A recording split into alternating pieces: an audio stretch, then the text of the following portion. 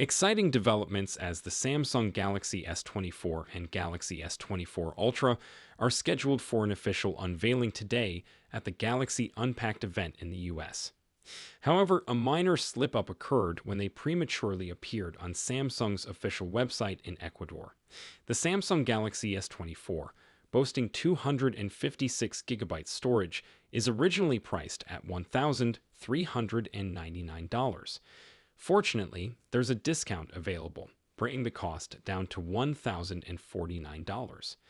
As for the larger variant, the Galaxy S24 Ultra with a massive 1TB storage is initially listed at $1,749, but you can snag it for $1,499. Pre-orders for the Galaxy S24, S24 Plus, and S24 Ultra are now open, accompanied by a $50 credit incentive.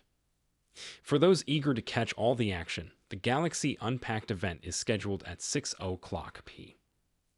In a special treatment for the S24 Ultra, it is rumored to feature a titanium frame, leading to unique color names like titanium black, titanium gray, titanium violet, and titanium yellow.